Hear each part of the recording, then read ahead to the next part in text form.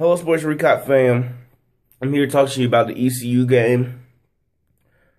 When this game finished up on Saturday, I found myself wanting answers. I wrote an article about being in the I don't know zone.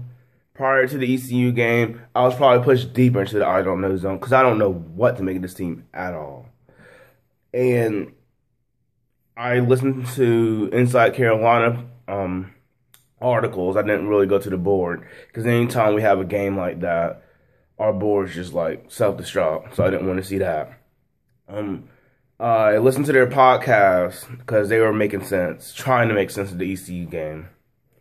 And I just formed some thoughts because after 2 days, there are some certain things that are just still getting on my nerves here. One, UNC's offense getting the pass when we lose in shootout fashion. People walk away from these games, I guess, like they didn't watch the game, like they just put a piece of paper with a box score in front of their face. Because they keep saying, UNC scored 41 points. That will win you most games. It certainly didn't win us this game. And I'm not sure you could have reasonably gone into that ECU game and not expecting a shootout. And when shootouts happen under Fedora, I hold the offense into a higher standard. People say that 41 points was enough, but they conveniently forgot when our offense punted the ball 3 freaking times in the rest of the first half and then threw the pick 6 to give ECU a 3-touchdown lead. And for all intents and purposes, the game was over at that point, in my opinion. People forget that. They want to say 41 points is 41 points. You got to be efficient. Our defense wasn't doing a thing all night long. But our offense couldn't help. And the last thing our defense needed was allowing more points to be on the board. And they weren't even on the field when that pick 6 happened. And that pick 6 doesn't happen if Fedora doesn't call a timeout on 3rd and 2. And I don't know what the heck Marquise was doing on that throw. I'm just saying our offense needs to get together. Our offense needs to be more efficient. And if a game turns into a shootout, I want the offense to be able to answer the bell instead of fading. Because at the end of the day, you can say 41 points is enough, but if we lose in shootout fashion, 41 points ain't enough.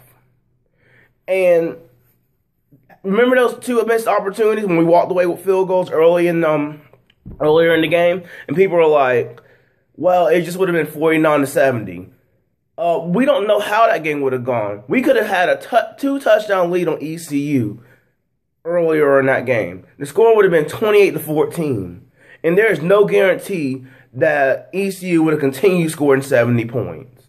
Because confidence matters. A lot of that stuff matters. I'm just saying. So, under Fedora, the offense is supposed to carry the defense. So I'm going to hold the offense to a higher standard. And when shootouts happen, I want our offense to answer the bell instead of fading down the stretch. Because every shootout UNC has been in that I can think of, we lost. It wouldn't hurt to win one. Under Butch Davis, there are defensive struggles. Under Fedora, there's shootouts. It wouldn't hurt to win a shootout. Just saying, just saying. Okay, let's get to this defense. Where to begin?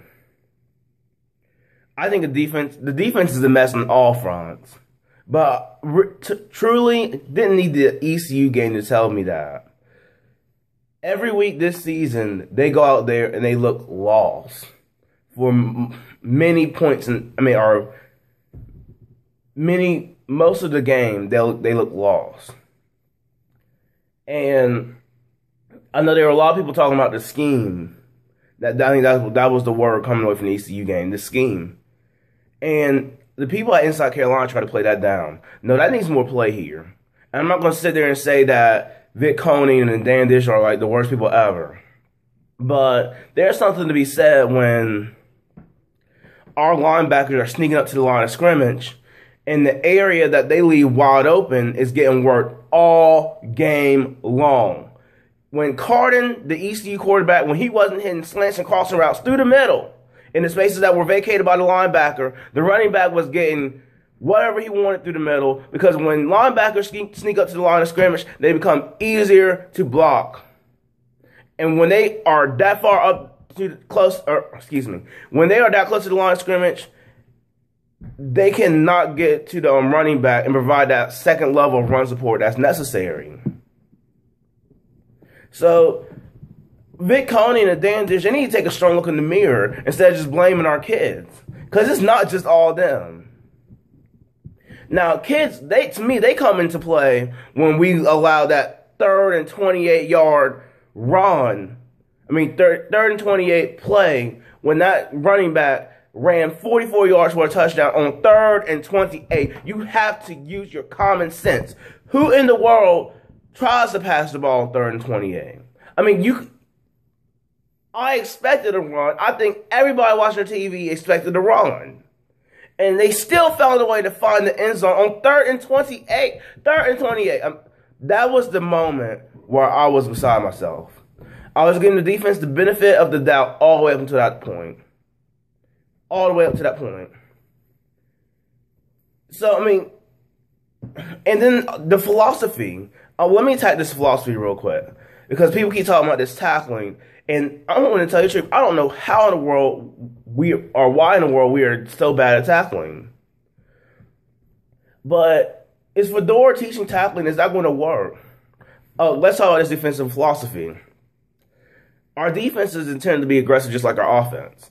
So they're flying to the ball at 100% speed, and what winds up happening is the offensive player can just do a simple cutback, and next thing you know, there's 3 Tar Heels flying, and there's nothing but green space in front of them.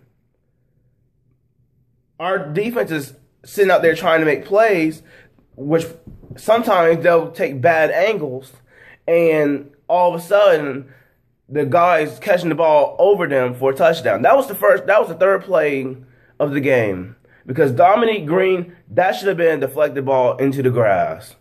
But Dominique Green thought he could get the pick, and the pick just didn't happen.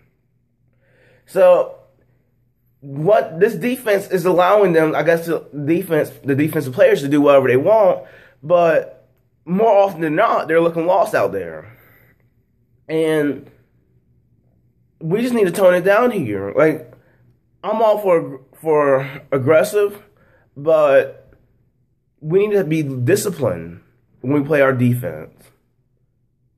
Because if we were disciplined, a lot of those yards could have been prevented. And you don't need guys flying around 100% to tackle guys or attempt to tackle guys.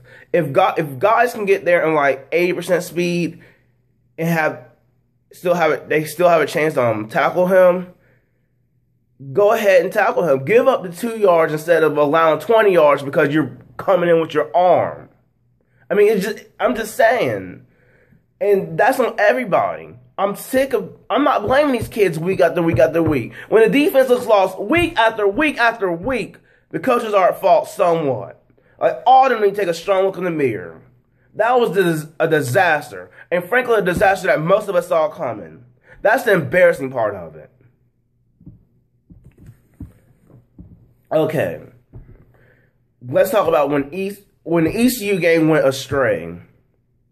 The ECU game went astray when you got your offense failing to put up touchdowns early in the game. ECU's getting whatever they want, whenever they want, working that middle all game long. The 3rd and 28 happens. Our offense cannot respond. At this point, our offense is punting all over the place. And ECU still getting whatever they want. And then the pick 6 happens on our first drive in the second half. In hearing that sounds like both the defense and the offense is at fault. Because I just think our offense they have the ability to take for tap for ECU. We probably still don't win that game. Maybe we lose 70-54, something like that. But I just expect better instead of watching this go 3 and out, 3 and out, 3 and out, pick 6. I expect better than that. I do. What UNC needs to do is, number one, take a strong look in the mirror, all of them. Because the coaches, when your product looks ridiculous, and let's be honest, UNC hasn't looked good all season long. Liberty had two leads on us. San Diego State practically outplayed us that entire game. So the ECU game, just judging off those two games, was expected. I just think our team can play better than what they have. They just need to take a strong look in the mirror. And I'm done for defense. You don't have to change the scheme. Just find something that works for this personnel. Make this personnel productive. Because the last thing I want to see, and I'm pretty sure the last thing you want to see, is for them to go out there week after week after week and continue to look lost and continue to allow so many yards. And nobody's saying they're going to go out there and allow like 800 yards every game. But if they're allowing 500 yards every game and all these offenses are scoring points, coming away with touchdowns, then that's the issue. That's an issue. And if a shootout presents itself, the offense needs to be ready to answer the bell. I'm just saying, we're 0 for 2 in shootouts. And under Fedora, those are way more likely than defensive struggles. So I just want us to do better across the board on that. Clemson is this Saturday. And I would like to act like I have confidence in this team going to Clemson. I don't have... Okay, let's rephrase this here. It's not that I have no confidence in this team. It's just that I haven't seen anything from this team to feel like we can go down to Clemson and win this game. And Clemson's offense is not nearly as good as ECU's offense. I mean, Clemson's offense is a disaster right now. I think they found their quarterback last week, but I think their offense needs to work. Defense is legit, but under an offensive-minded coach, your defense isn't going to be but so good. And that's my philosophy of it. When you have an offensive-minded coach, your defense is probably not that good. There's not many offensive coaches with like great defenses. I'm thinking of like Kevin Sumlin. Coaches like that. Look at what they're dealing with. So I'm going to go ahead and get off of here. Clemson game is this Saturday, ESPNU, 7 p.m. I hope our team plays a whole lot better. This video is much longer than I want it to be. But there were just so many things that got on my nerves this past Saturday. Or I guess it culminated this past Saturday. Because in 3 games, we haven't seen enough. I just expect better of this team. And I think this team can play a whole lot better. That's why I'm so upset about the whole thing. But maybe they'll play better. Maybe they'll prove the critics wrong. I'll talk to y'all later. Go Hills.